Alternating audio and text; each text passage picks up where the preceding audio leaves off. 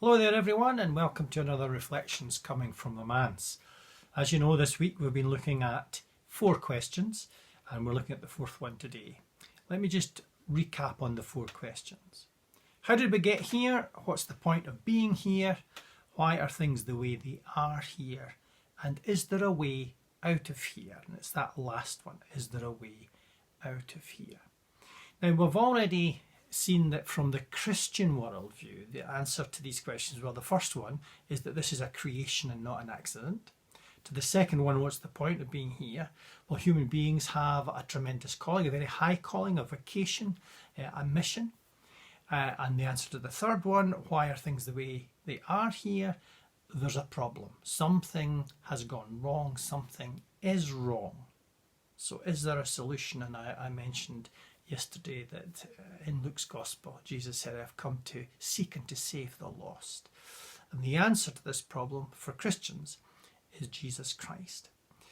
Now, is there a way out of here? It's not my question. These 4 questions, I came across them in someone else, and I thought they might be useful. But it gives the impression, and sometimes Christians give this impression too, that what our faith is about is escape from planet Earth. So is there a way out of here? Oh gosh, we're in a mess.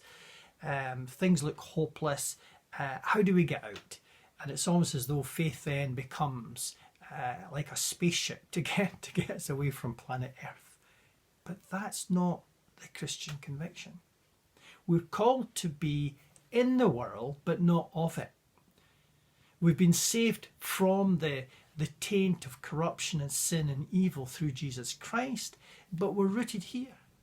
And we've to recapture that original vocation through God's grace and through God's power. And the Christian hope's in 2 forms. Firstly, proximately, and then ultimately. You've heard me say this a lot in sermons because we've got to look at the big picture, right? So proximately, in other words, in the here and now, we're called to serve, to be in the world, to allow God's renewal and restoration of our hearts and lives to take place so that we can do something positive. But ultimately, at the end of history, all things will be made new through God's power. So the biblical narrative, the epic is this. It begins with creation, and then you've got the whole drama of the intricacies of life and, of course, human beings and the fall from grace and the problem with sin and evil, and all the twists and turns of that, and the coming of Jesus to enact something new. But you have a consummation at the end, where the Bible talks about a new heavens and a new earth.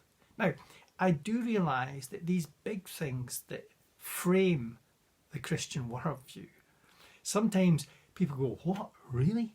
Because we're so used to thinking of Christianity as, oh, well, be nice to one another.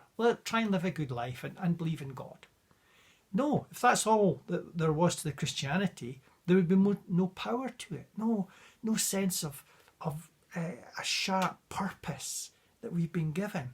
But the great epic of the Scriptures is far more than that, and it's a drama framed by this battle between light and darkness, good and evil. And the whole message of the gospel, in verse after verse, is about what Jesus did in and through his life, his death and his resurrection. And for Christians, Easter is a victory. It's not a defeat. It's a victory over sin and evil and the power of darkness. Let me put it into military terms. It's like D-Day. Now, when D-Day happened, that wasn't the end of the war, but it was a decisive victory. Once the Allies had landed, everybody knew, including the Germans, it was the beginning of the end. If they'd managed to hold them off, who knows? But they didn't. So D-Day was successful. The Allies were on the continent of Europe, heading towards Berlin. But my goodness, there was some hard fighting between D-Day and VE Day. So with Jesus Christ, Easter was D-Day. The great battle over sin and evil and the power of darkness has been accomplished and won by God through his Son, Jesus Christ. But the outworking of that now takes place. So there's many battles still to be fought before the end, and we're caught up in that. Or changing the metaphor. I've been wondering about the slope at the back of the manse here. It's part of the glebe. it's been starting to be overrun by bracken. And of course there's sheep grazing there, and because I'm in lockdown and I go for a wee walk up there, I've been trying to, knock the heads off the bracken, or at least trample it as much as I can. And I realise, gosh, it's overwhelming, because bracken is pervasive, it's pernicious, it's persistent. And it's a wee bit like, well, first, before I say what's a wee bit like, think of bracken. The plant puts out growth inhibitors to prevent anything else growing round about it, so it dominates. Just a wee bit like when I was looking at the sunflower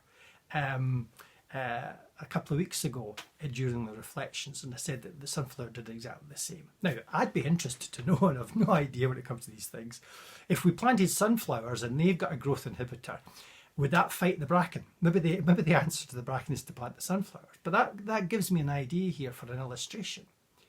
Imagine that slope filled with bracken, and that's the pervasiveness of sin and evil and the brokenness of the world, something that's going on negatively behind the scenes. And all of a sudden somebody plants another plant that has a growth inhibitor to that, and it starts to take over. But to begin with, you don't notice it, and then it's there just in a small patch, and that patch grows. That's the gospel of Jesus Christ. After Easter, the disciples were sent out with this message to say something's changed. The world's changed. You might not notice it yet, but a decisive battle is taking place. The power of evil is broken. And now the kingdom of God is like a seed that's starting to grow. And it's going to grow into a big plant that's going to be more and more successful. There'll be twists and turns, there'll be reverses and all the rest of it on the way. But ultimately the victory is God's. Now that is the drama, that's the epic of the Bible, that's what the church is caught up in, and that's what we're called to be, well, first of all, to understand that, to grasp it, and then with excitement and passion and enthusiasm to share it, to say, hey, have you heard this story? Gospel means good news, the good news about Jesus Christ. He is the answer to the problem that we've raised in these last three reflections. And that brings me to the conclusion here, the fourth one. Is there a way out of here? Well, not in the sense of escape, but there is hope for the future because of Jesus Christ. Now, there's only 4 questions, but I've got one more reflection to go. So tomorrow I'll try to bring it all to a head and reflect on it finally. Once again, thank you for listening, and God be with you. See you tomorrow.